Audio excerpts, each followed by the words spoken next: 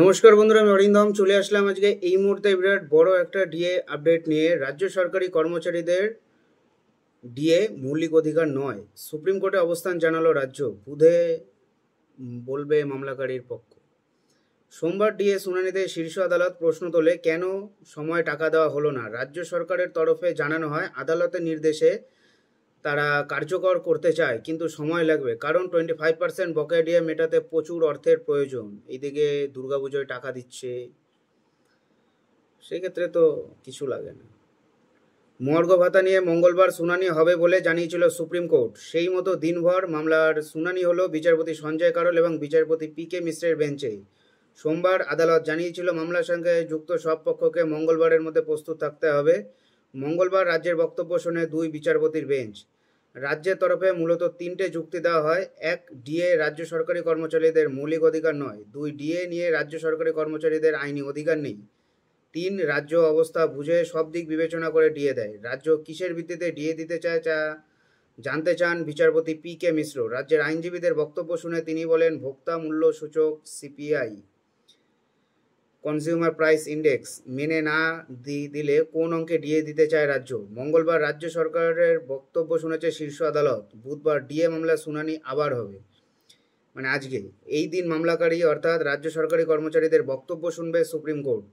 DA 25% মিটিয়ে দিতে রাজ্যকে আগেই নির্দেশ দিয়েছিল শীর্ষ আদালত। 6 সপ্তাহের সময় দেওয়া হয়েছিল, কিন্তু ওই সময়সীমার মধ্যে রাজ্য টাকা দিতে পারেনি, বরং আদালতের কাছ থেকে আরও 6 মাস সময় চাওয়া হয়।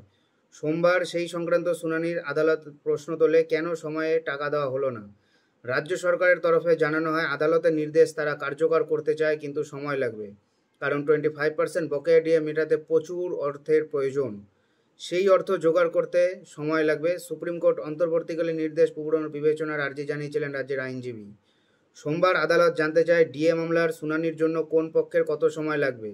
প্রয়োজনে কিছুটা সময় দিয়ে সোমবারই বেলা 12টা থেকে শুনানির ইচ্ছে প্রকাশ করেছিল। পরে বিচারপতি জানিয়ে দেন, আর কাউকে কোনো সময় দেওয়া হবে না, মঙ্গলবারেই এই মামলার শুনানি হবে।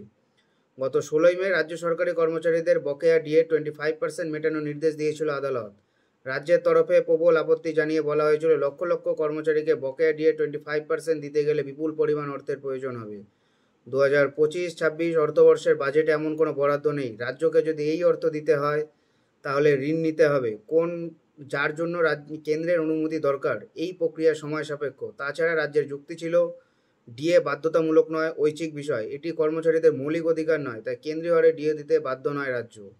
ডিএ নিয়ে আরও 2009 নিয়মাবলীর উল্লেখও করা হয়েছিল পশ্চিমবঙ্গ সরকার। বলা হয়েছিল, এই রাজ্যে নতুন নিয়মাবলী চালু করেছে। এই নিয়ম অনুযায়ী কত হারে ডিএ পাবে তা রাজ্য নির্ধারণ করে থাকে। কেন্দ্র যে হারে ডিএ দেয় তা রাজ্যের ওপর প্রযোজ্য নয়, কারণ কেন্দ্র রাজ্যের আর্থিক কাঠামো ভিন্ন। সো বন্ধুরা, এটাই হলো আজকের আপডেট। এরকম আপডেট পাওয়ার জন্য চ্যানেলটা সাবস্ক্রাইব করে আমাদের পাশে থাকুন। দেখা হচ্ছে পরের ভিডিওতে। ভালো থাকবেন সবাই। নমস্কার, জয় হিন্দ, বন্দে মাতরম।